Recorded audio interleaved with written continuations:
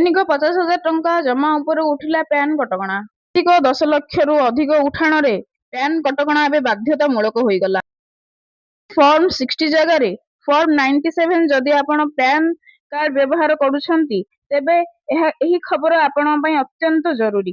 ଆୟକର ବିଭାଗ ପକ୍ଷରୁ ଇନକମ୍ ଟ୍ୟାକ୍ସ ରୁଲ 2026ରେ ପ୍ୟାନ୍ କାର୍ଡକୁ ନେଇ ଏକ ବଡ଼ ପରିବର୍ତ୍ତନ କରାଯାଇଛି। କେତେକ ଜାଗାରେ ଏବେ ପ୍ୟାନ୍ ନମ୍ବର ଦେବା ନିୟମକୁ କୋହଳ କରାଯାଇଥିବା ବେଳେ ଅନ୍ୟ କେତେକ ଜାଗାରେ ଏହାକୁ ସମ୍ପୂର୍ଣ୍ଣ ବାଧ୍ୟତାମୂଳକ କରାଯାଇଛି। ତେବେ ଆସନ୍ତୁ ଜାଣିବା ଆପଣଙ୍କ ପକେଟ ଉପରେ ଏହାର କ'ଣ ପ୍ରଭାବ ପଡ଼ିବ। ପୂର୍ବରୁ ବ୍ୟାଙ୍କରେ ଦିନକୁ 50,000 ଟଙ୍କାରୁ ଅଧିକ କ୍ୟାଶ ଜମା କଲେ ପ୍ୟାନ୍ କାର୍ଡ ଦେବାକୁ ପଡୁଥିଲା, କିନ୍ତୁ ନୂଆ ନିୟମରେ ଏହି ଦୈନିକ ବାଧ୍ୟତାମୂଳକ ନିୟମକୁ ହଟାଯାଇଛି।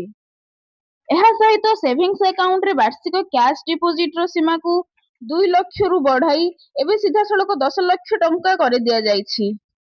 ଖାଲି ସେତିକି ନୁହେଁ, ଏବେ ଡେବିଟ୍ କାର୍ଡ ପାଇଁ ଆବେଦନ କରୁଥିଲେ ତେବେ ଏବେ ଆଉ ପ୍ୟାନ୍ କାର୍ଡ ଖୋଜାଯିବ ନାହିଁ।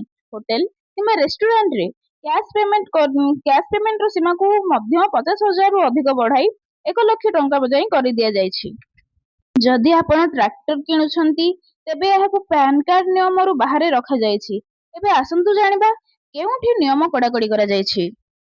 ଯଦି ଆପଣ ବର୍ଷକୁ 10 ଲକ୍ଷ ଟଙ୍କାରୁ ଅଧିକ କ୍ୟାଶ ୱିଡ୍ରଲ୍ ବା ବ୍ୟାଙ୍କରୁ ନଗଦ ଟଙ୍କା ଉଠାଉଛନ୍ତି ତେବେ ଏବେ ପ୍ୟାନ୍ କାର୍ଡ ଦେବା ସମ୍ପୂର୍ଣ୍ଣ ବାଧ୍ୟତାମୂଳକ। ସେହିପରି ଜମି ବା ସମ୍ପତ୍ତି କିଣାବିକା କ୍ଷେତ୍ରରେ ମଧ୍ୟ ବଡ଼ ପରିବର୍ତ୍ତନ କରାଯାଇଛି।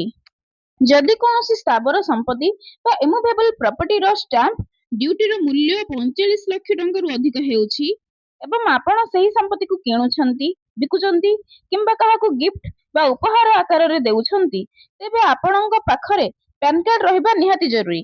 ଏହା ସହିତ ଏବେ ଗାଡ଼ି କିଣିବା ସମୟରେ 2 ଚକିଆ ଯାନ ଗୁଡ଼ିକର ମୂଲ୍ୟ ଯଦି 5 ଲକ୍ଷ ଟଙ୍କାରୁ ଅଧିକ ହୁଏ ତେବେ ସେଠାରେ ମଧ୍ୟ ପ୍ୟାନ୍ କାର୍ଡ ଲିଙ୍କ କରିବାକୁ ପଡ଼ିବ। ଏହା ସହ ବ୍ୟାଙ୍କେଟ୍ ହଲ୍ ଏବଂ ଇଭେଣ୍ଟ ମ୍ୟାନେଜର ମାନଙ୍କୁ କରାଯାଉଥିବା ପେମେଣ୍ଟ ଉପରେ ମଧ୍ୟ ନଜର ରହିବ।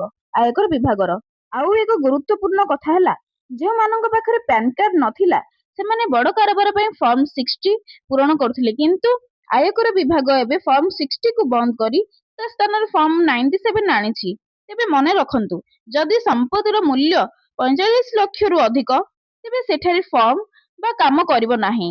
ସେଠାରେ ପ୍ୟାନ୍ କାର୍ଡ ପାଇଁ ଆପ୍ଲାଏ କରିବାକୁ ହିଁ ପଡ଼ିବ। ତେବେ ଆଗକୁ ବ୍ୟାଙ୍କିଂ ବା ଜମି କାରବାର କରିବା ପୂର୍ବରୁ ଏହି ନୂଆ ନିୟମ ପ୍ରତି ଧ୍ୟାନ ଦେବେ। ଏମିତି ଗୁରୁତ୍ୱପୂର୍ଣ୍ଣ ଖବର ସବୁଠାରୁ ପ୍ରଥମେ ପାଇବା ପାଇଁ ଆଜି ହିଁ ସବସ୍କ୍ରାଇବ କରନ୍ତୁ ଖବର ଧମାକା। ବ୍ୟୁରୋ ରିପୋର୍ଟ, ଖବର ଧମାକା।